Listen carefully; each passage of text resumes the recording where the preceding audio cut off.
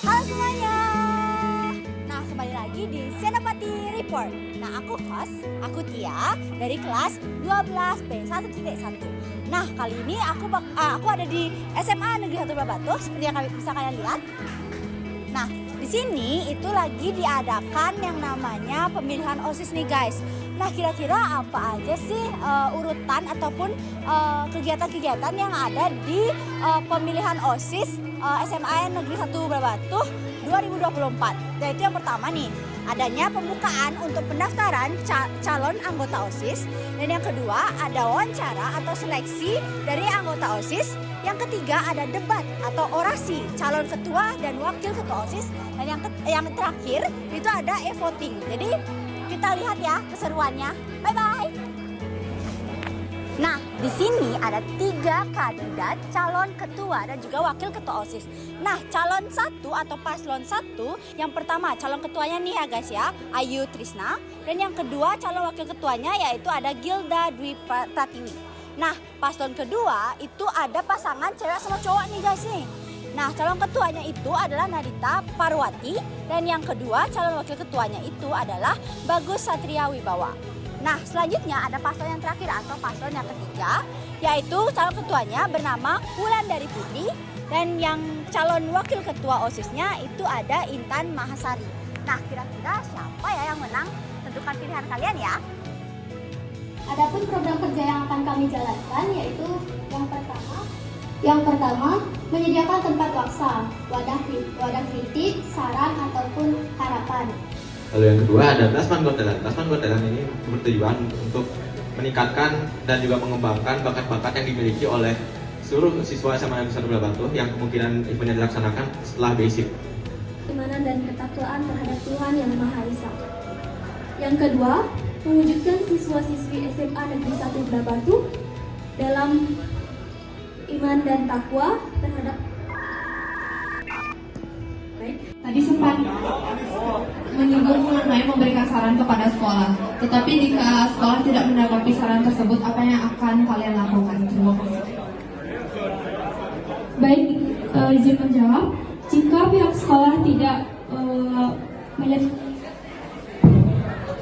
sekolah tidak menyetujui saran dari kita akan terus mencari solusi tentang mengapa rencana kita tidak disetujui. Kan udah ada nih urutan-urutan ataupun rangkaian kegiatan pemilos nih.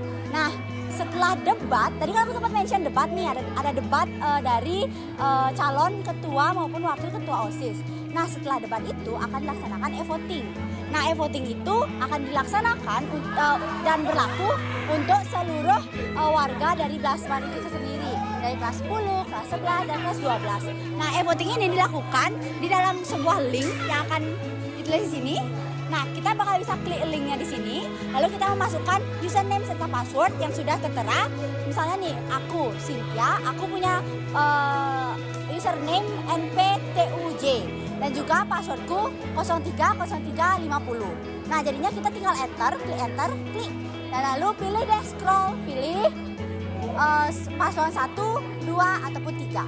Jadi tetapkan pasangan ataupun paslon yang ingin kalian pilih ya. Bye-bye.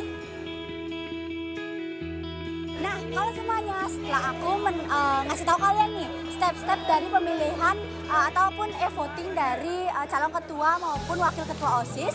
Nah, setelah adanya e-voting tersebut dan akhirnya hasil dari e-voting itu yang pertama dalam paslon pertama meraih voting sebanyak 479 suara dan paslon kedua itu 705 suara dan paslon ketiga yaitu 134.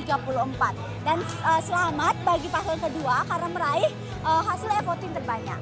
Terima kasih semuanya. Selamat siang teman-teman semuanya. Jadi di sini kami sedang mewawancarai seorang tokoh di mana dia adalah seorang penyelenggara OSIS kegiatan pemilihan OSIS pada tahun ini yaitu tahun 2024. Oke, mungkin bisa perkenalkan diri terlebih dahulu. Jadi perkenalkan, nama saya Iqti Juliana Raga Saputra. Saya merupakan salah satu panitia yang menjadi penyelenggara pemilos pada tahun ini. Ya, oke. Jadi di sini Juliana jadi penyelenggara kegiatan tahun ini ya. Kira-kira gimana sih kesan-kesan dari Juliana nih tentang kegiatan pemilos yang udah dilakuin ya berapa hari yang lalu? Jadi kesan yang saya dapatkan setelah menjadi panitianya itu bahwa saya merasa bahwa ketertarikan siswa terhadap organisasi OSIS mulai meningkat daripada tahun sebelumnya, di mana persaingan siswa-siswa demi join OSIS itu sangatlah banyak. Besar ya? Ya, lumayan besar. Artinya daripada dengan tahun saya sebelumnya waktu seleksi OSIS-nya itu Lebih sedikit? Ya, lebih sedikit bisa dibilang Berarti gitu. sekarang lebih meningkat ya? Ya. Oh, hebat ya. Ya. Berapa hari kira-kira pelaksanaan kegiatan pemilosnya tahun ini? Jadi kira-kira untuk dan sekarang kita kan udah selesai wawancaranya tuh. Itu kira-kira 2 harian kita ngambil waktunya dan untuk tes wawancaranya, dan untuk depannya kan udah dilakukan. Jadi Ya. dilakukan 2 bulan. Mungkin kira-kira kita menyiapkannya itu sekitar 1 Semingguan, bulanan. 1 bulan. Ya, sebulanan dari awal. Waktu yang cukup panjang ya teman-teman. Jadi itu dia untuk informasi tentang wawancara bagaimana kegiatan pemilihan OSIS pada tahun ini. Terima kasih.